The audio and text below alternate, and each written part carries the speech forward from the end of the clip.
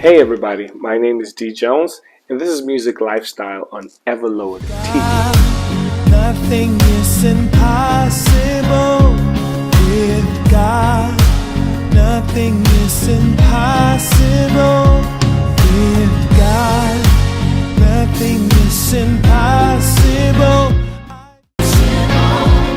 My name is Deejones. I'm a singer, songwriter, I'm a worship leader, I'm a music producer, and I just inspire through music. I change lives through music.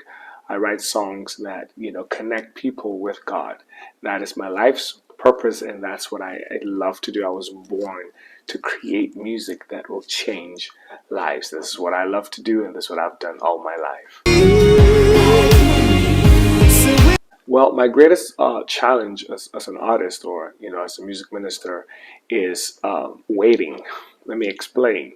Um, from the beginning, I think everybody, when you start off, God gives you a vision and gives you an assignment. And most times he'll show you the end from the beginning. He shows you what your future is going to be. He shows you what the mission he's given you is. He gives you your life's assignment and tells you where it's going to end. But what he does not do is give you the blueprint for the journey. That is what you have to discover for yourself. Take, for example, Joseph. God showed him his future. He saw the vision. He knew it was going to be someone important, but he didn't understand it. God gives us a full picture of our destination, but the journey is up to us to discover. So as an artist, I have so many dreams and goals that God put in me, assignments that he gave me, but the journey has not always been easy. And sometimes you want to give up, but you keep looking, at your destination, and you believe in what God showed you. And there's so many things that I desired at the beginning stage of my ministry that I could not accomplish, but now I've accomplished, and there's so much more that I'm yet to accomplish. But I've enjoyed the journey. I would not have it any other way. It is the best way, to follow your assignment, because God enjoys watching us grow. He just doesn't want to throw things at us. He wants us to mature and get to a place where we can handle success, handle greatness, and that's when character is built. And so that was the toughest part, waiting, being patient. Patience is a virtue. But to God be the glory. With time, there's nothing that time cannot, accomplish. With time, I've been able to see those things come to pass, and I'm still waiting, and I'm still working through it to see where God is taking me. What makes a good song? I would like to answer that in two parts, divided. There's a technical part where anyone, I mean anyone, can write a hit song. If you get a good writer, get a good producer, get a good promotion team, and get money and put it out there, any song. I mean, you hear from the songs that are out there right now, sometimes I wonder if these people are really musicians, but anybody can write a hit song, but once in a while you have people who write a song that changes and transcends culture, that starts, a revolution, or that creates a new generation of worshipers, that brings a new sound. So not just anybody can do that. So for you to have a good song, you have to have, you have to be intentional about receiving the song. I'm no longer writing songs. I prefer to receive them. When I can connect to the frequency of heaven, I'm able to write songs that when people listen to it, if a song blesses you and ministers to you, I can guarantee that it'll be a blessing to someone else. So writing a good song is not just about the technical part and being popular, and writing a hit song is about also being impactful. I'll take impact over fame, and that's where my opinion about writing a good song is.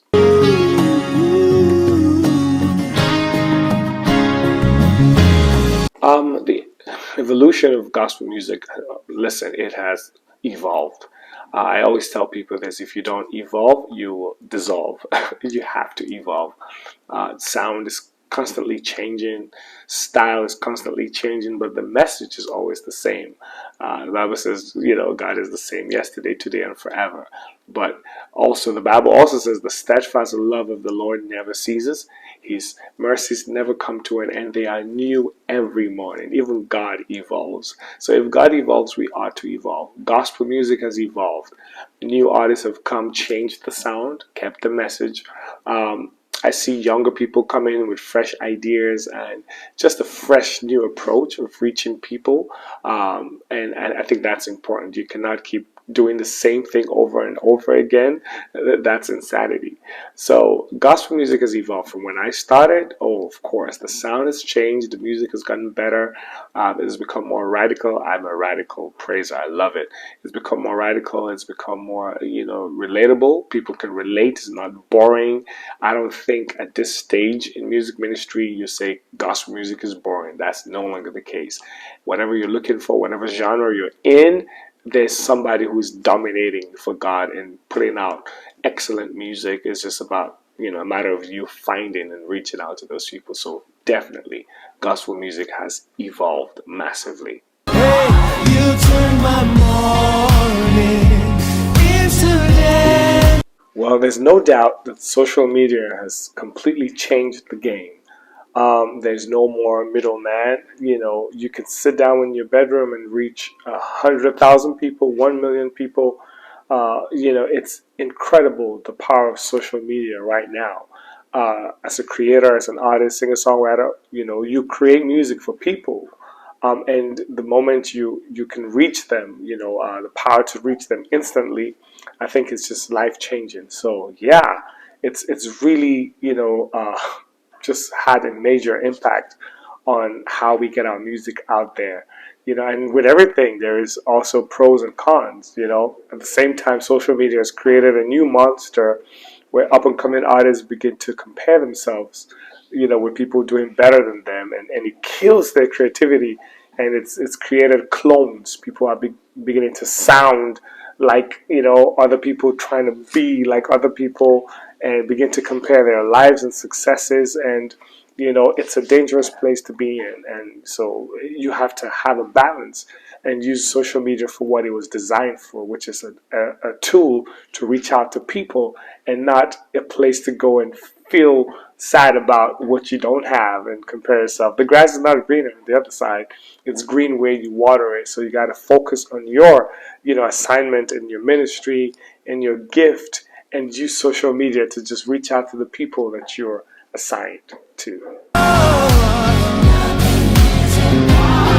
Well, musicians that have inspired me, wow, the list is endless. Listen, there's several people who have inspired me, and have contributed to where I am today. My one of my mentors, Dr. Penam Paul, father of gospel music in the whole of Africa. I was introduced to him when I was really, really young, and he inspired me. I traveled the world with him, just, seeing what a worship leader should be like, seeing how he connected with people, how he wrote songs. I got to experience some, studio sessions. Those moments just challenged me and completely opened my eyes to the possibilities of the ministry that God entrusted in me. And I mean, if I were to mention people who have influenced me, it's just, the list is endless. I listen to anyone who's creative, making impactful, great, just fun, happy music that inspires, and that can change lives. Everything inspires me. I learn from everybody, both people who are upcoming, people who are seasoned, people at my level. You never stop learning, because the day you stop learning is the day you start dying. So I've been influenced all across the board by musicians and songwriters and music ministers. 3 hit songs I've produced. Well, I've worked with incredible independent artists all over the world, and I love every song that I've been privileged to work on.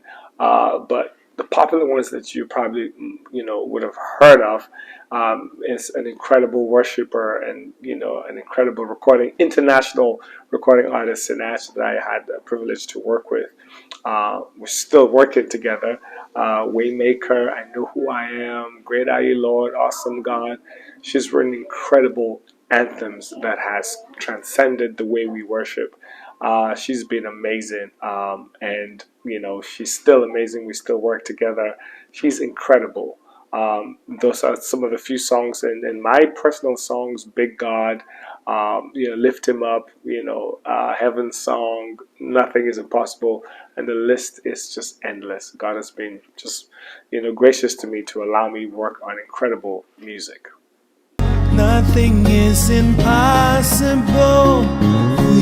My voice, I guess this is a question. My voice gets tired easily when performing on stage. What can I do to get better?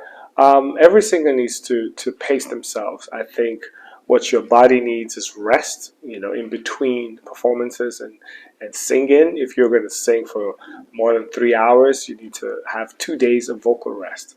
I think most people ignore the most important part of voice restoration is you have to rest. You have to get your sleep, and then you have to hydrate. You got to drink lots and lots of water. It's not a myth; it's a thing. Forget about the raw eggs and all of that stuff. Teas. I think everybody's voice is different, but the one thing that remains constant is rest. You need to hydrate a lot. You need to get a vocal coach. Your favorite singer has a vocal coach. Get someone who knows how to help you get the best out of your voice. The world is a digital village right now. You can go online and find people, Instagram, YouTube. There's so many tips out there how to, maintain and take care of your voice. So go out there and find what works for you. Nothing is impossible. Last words for any upcoming artist right now. Listen to this carefully. Be yourself. Do not try to be anyone else. Don't copy no one. God has given you enough inside of you to be accepted. God has given you enough inside of you to be the next big thing. You don't have to copy someone's sound. You don't need to sound or look or talk or dress like anybody else. Just take the time to develop yourself. And they say when preparation meets opportunity, success is inevitable. Keep working on yourself. Your time is coming. Your day is coming. Yeah, get inspired by other people, but never copy. Be original. And number two, you got to put in the work. Don't let anybody outwork you. They say, work so hard that you no longer need to introduce yourself. When you show up, your work speaks for you. If you see a man that is diligent in his work, he will stand before kings and great people. So put the work in. Number three, make sure you have God on your side. The Bible says, they that know their God shall be strong and do exploits. If you want to do exploits, know God. The more of God you know, the deeper in God you get, the bigger you can get. If you want to grow, you have to know. And if you want to blow, you have to know. So all of y'all trying to blow out there, just get to knowing who God is. Get to know who God is, and the rest is history.